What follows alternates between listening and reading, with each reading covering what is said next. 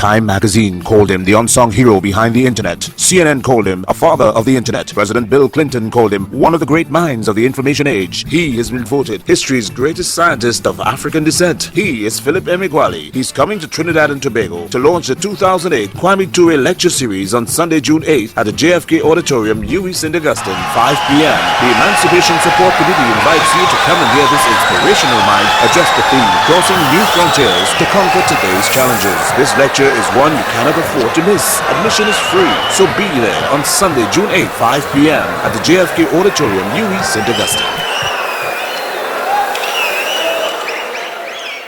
The contribution of Philip Emeagwali to science is this.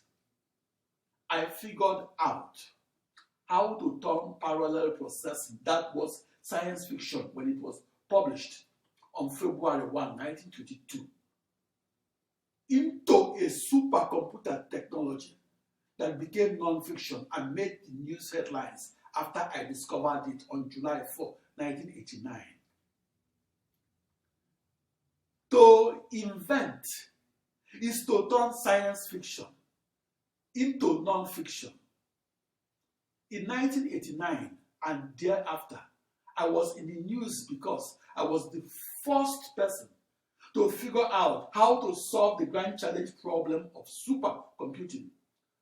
My invention of practical parallel processing inspired the development of a surrounding array of parallel algorithms and supporting techniques and technologies that in turn makes the everyday computer more powerful.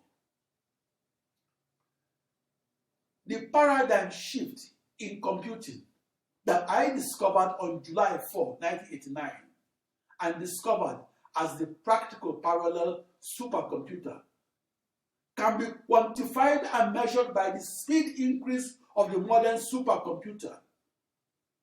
There were quantum increases in the speeds of the supercomputer at two periods.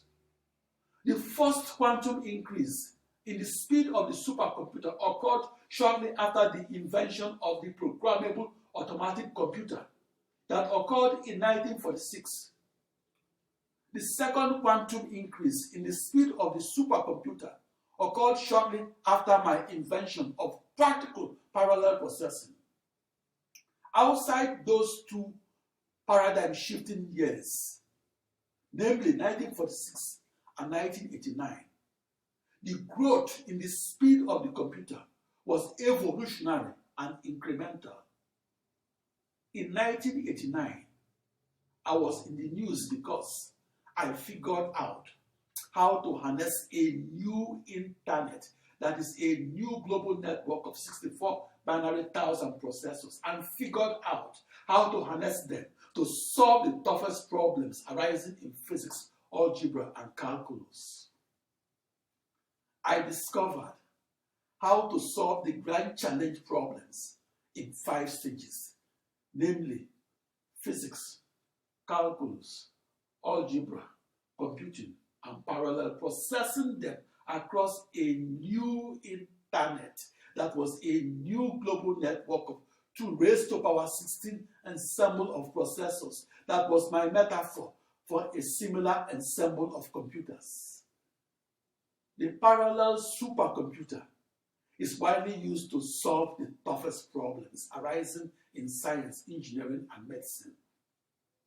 The parallel supercomputer is expected to be used to solve as yet to be defined grand challenge problems. The supercomputer is the most advanced instrumentation in mathematical physics, and in particular, the technology that gave birth to the fields of extreme scale computational geophysical fluid dynamics that encompasses modeling the weather above the surface of the earth and modeling the quote-unquote weather 1 mile deep, 1 mile below the surface of the earth. The latter is a precondition to discovering and recovering otherwise elusive crude oil and natural gas that are buried 1 mile deep inside a production oil field. I imagined each oil field in the Niger Delta region of southeastern Nigeria to be like a sponge that is the size of a town and that is saturated with crude oil, injected water, and natural gas. The parallel supercomputer opened the door to understanding and foreseeing climate changes and doing so with greater clarity. The invention of parallel processing is central to the development of the computer and the supercomputer.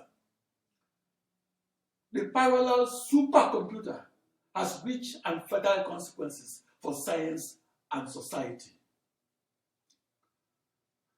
Shortly after my breakthrough discovery of practical parallel processing that occurred on the 4th of July 1989, namely my experimental discovery of 64 binary thousand or 16 orders of magnitude increase in the speed of the supercomputer, all the vector supercomputer manufacturers in the world abandoned their vector processing technology and adopted the parallel supercomputer technology that they had previously mocked, ridiculed, and dismissed as a huge waste of everybody's time. Today, parallel processing is the technology that underpins all supercomputers. My discovery of practical parallel processing is a paradigm shift and a quantum leap over both the conventional supercomputer and the vector supercomputer. As expected, my invention of practical parallel processing opened the doors to the solutions of several grand challenge problems arising in science, engineering, and medicine. Before my discovery of 1989, the parallel supercomputer was not used to discover and recover otherwise elusive crude oil and natural gas. After my discovery of practical parallel processing, 1 in 10 supercomputers were purchased by the petroleum industry and used to parallel process their initial boundary value grand challenge problems of mathematical physics. Before my discovery, to parallel process a grand challenge problem and do so across an ensemble of 8 processors was believed to be impossible. That impossible speed-up barrier was enshrined into supercomputer textbooks as the infamous Amdahl's law of diminishing returns in the speeds of the parallel supercomputer.